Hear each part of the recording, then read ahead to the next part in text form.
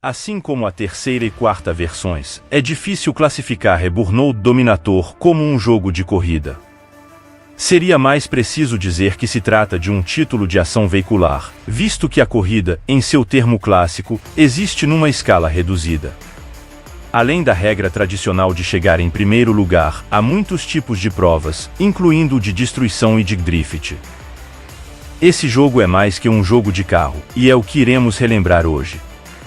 Ficou interessado em relembrar esse jogo? Então fica comigo após o bip de inscrição de 5 segundos. 5. Inscreva-se. Vídeos todos os dias neste canal. 4. Se não se inscrever não vai mais achar esse canal e vai perder o melhor canal de relembrar jogos antigos. 3. Então se inscreva para ter tudo isto 100% de graça na sua televisão ou celular. 2. Deixe o like caso você gosta de jogos retro. 1. Já se inscreveu, deixou o like, então agora bora pro vídeo.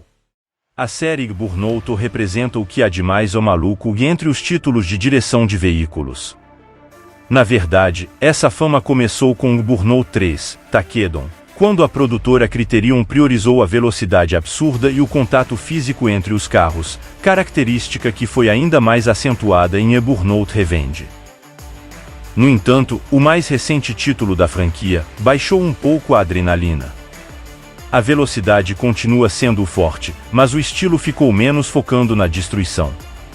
Agora, o tráfego voltou a ser mortal, e você precisa de reflexo para desviar dos carros comuns. Além disso, a introdução de elementos como o cavalo de pau, a drift, no termo em inglês, exige do jogador mais técnica do que antes. Na última marcha. Mais uma vez, dirigir perigosa e agressivamente é o ponto central do jogo.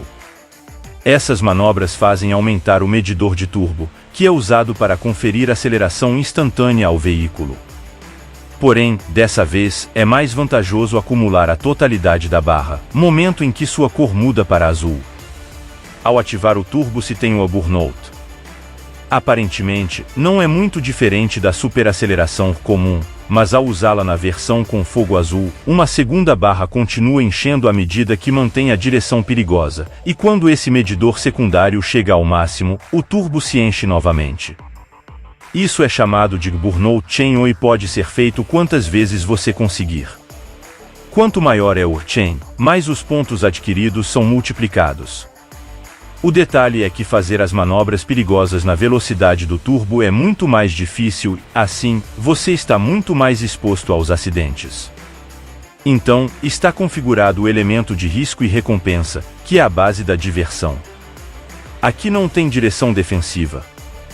Como os antecessores, direção agressiva significa pegar a contramão. Note que, em pistas do Japão e da Inglaterra, o fluxo contrário está na faixa da direita, passar muito próximo dos carros que compõem o tráfego, usar as ondulações da pista para saltar com o veículo e fazer derrapagens. No entanto, o jeito mais rápido de conseguir encher a barra é nos Takedons, ou seja, tirando os oponentes de circulação. Para isso você lança mão de algumas trombadas para cima dos adversários, e com alguma sorte, eles batem contra muros ou contra outros veículos. Está um pouco mais difícil conseguir os Takedons, pois já não funciona a estratégia de chegar por trás com o turbo ligado. Mesmo depois de um acidente, o jogador ainda pode controlar o veículo e jogá-lo para cima dos oponentes. Usando a explosão, é possível atingir os inimigos mais longe. A vantagem disso é retornar ao jogo com o medidor de turbo cheio. Há uma variação maior de regras dessa vez. Há competições de drift, on-near-miss, passar muito perto do tráfego, oncoming, dirigir na contramão, e de Takedons, chamada Rage Race. A novidade são as corridas Omaniac, em que você tem que juntar pontos fazendo todas essas manobras. Além disso, há corridas simples, vence quem passar primeiro pela chegada. De eliminação, o último colocado no final da contagem de tempo é eliminado e vence o único que sobrar na pista. É preview, corrida contra o tempo, e grande prêmio, corridas consecutivas com pontuação por ordem de chegada. Queimou o óleo. O sistema de desempenho continua a ser medido através de medalhas de bronze, prata ou ouro, mas também há objetivos extras na corrida, que, se realizados, conferem novos carros para a sua garagem. Tudo isso faz acumular uma pontuação chamada Dominator Points, que é usado para liberar novas séries de provas e também vídeos.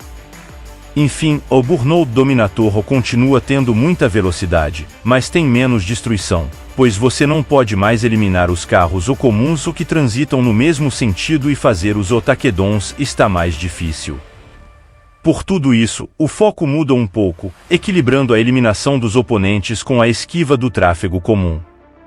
Apesar de a mecânica de jogos ainda funcionar, e muito bem, a emoção parece ter diluído um pouco. Também faz falta a exclusão das competições de engavetamento, Crash Mode, que apareceram nos games anteriores. Modalidade online ficou de fora. Dentro dessa limitação, o multiplayer do PSP é muito melhor, pois aceita até 6 jogadores. No PlayStation 2 jogam apenas 2 pessoas ao mesmo tempo, com tela dividida ou 4 alternadamente. É uma pena não ter partidas pela internet, pois o multiplayer do PSP mostra boa dose de diversão. Não que seja para compensar, mas pelo menos existe um quick player para jogar qualquer pista sob qualquer regra. No PlayStation 2, o visual é semelhante ao de Burnout Revenge. Numa época em que existem jogos como God of War 2, não há como não deixar de notar que os veículos, por exemplo, parecem um pouco simples. Os efeitos são bacanas e imitam aqueles vistos na nova geração de consoles, como o reflexo na lataria e a simulação iluminação dinâmica, HDR na sigla em inglês, mas são um pouco grosseiros. O game compensa com boas texturas no cenário, além de o fluxo de tela ser absolutamente suave e com grande velocidade.